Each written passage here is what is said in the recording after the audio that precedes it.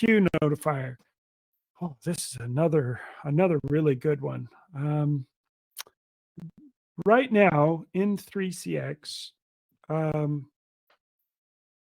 you can set SLAs on a queue, and when your SLA is breached, you send notifications out to a select group of people. I don't know about you, but there have been times in my career where I've gotten 400 emails a day.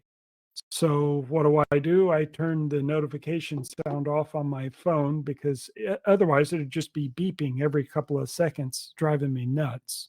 So sending an email is one way of notifying people that your SLA is being breached, but perhaps not the only way or even the best way to notify people. So that's what this guy does, is it warns staff, that could be managers, it could be everyone, it could be specific people who need to know when a queue has exceeded the thresholds that you've set. We can play a chime, and that might be useful if the announcement is going out over overhead paging system and you don't want your customers to know what the beep is for. You just need to hear beep, beep, beep. And that kind of lets staff know, uh-oh, I better go look at the queue, better log into the queue, forgot to log in after lunch, whatever. So we can play a chime. It can do a text-to-speech message. For example, a message might be something like, you have 15 callers in the queue. The longest hold time is 7 minutes and 45 seconds. So it can use text-to-speech to give you very discrete, specific information.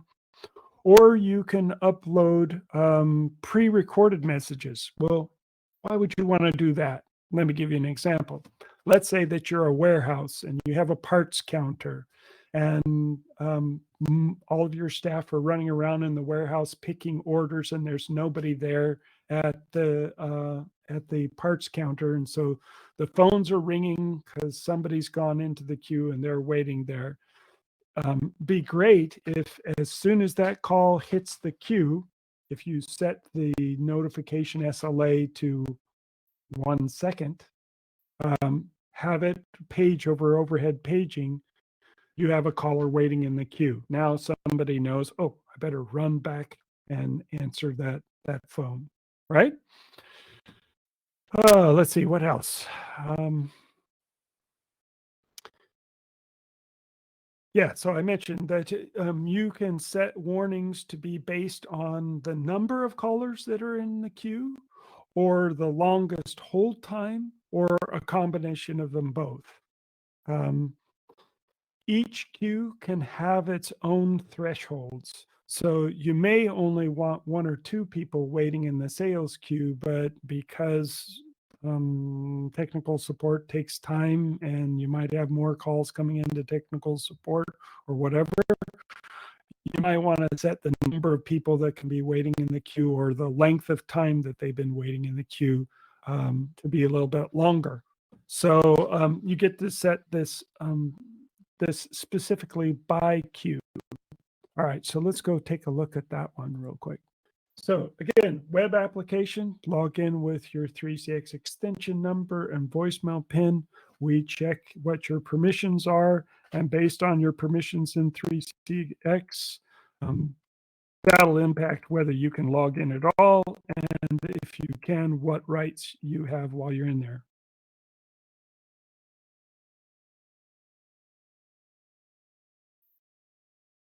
Okay. So here's an example of a queue, and when the thresholds are exceeded, I'm going to call this extension.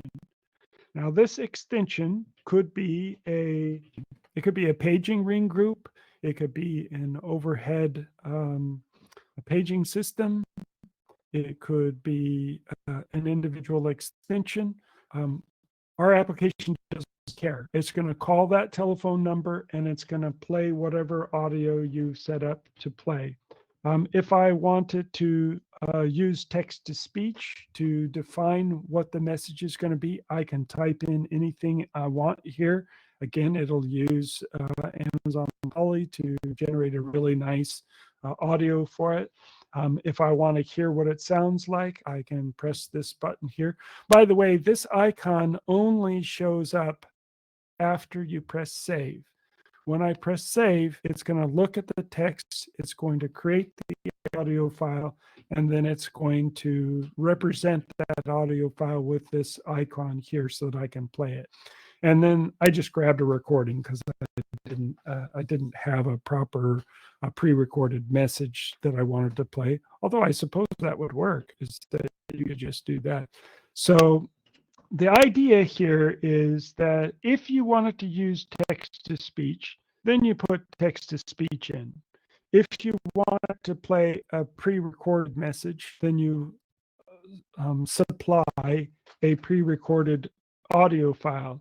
If you wanted to auto-generate the text based on 5 callers in the queue, longest hold time, minute 15 minutes and 30 seconds, then you don't put values in any of these fields. All right, so what's this for? This is intercom. So as you probably know in 3CX, if you want to call an extension and force it to auto answer, there is a dial code that you would pre-pinned to the telephone number so that it will force that phone to auto answer so that you can play the message through the speakers. So if you wanted to do that, you would check this checkbox. And then how often do I want to play this message? So, people get busy. I heard the notification. I know that the queue's getting backed up, but 3-4 minutes have gone by and I've kind of been so preoccupied with the phone number that I was on that I forgot that there's still people waiting in the queue. So I can play that announcement again. So right now I've got it set at once a minute. It'll play it. And you don't want to make it too short because it takes a little while for it to say, for the customer service queue, you have 5 callers waiting in the queue. The longest hold time is 5 minutes and 35 seconds.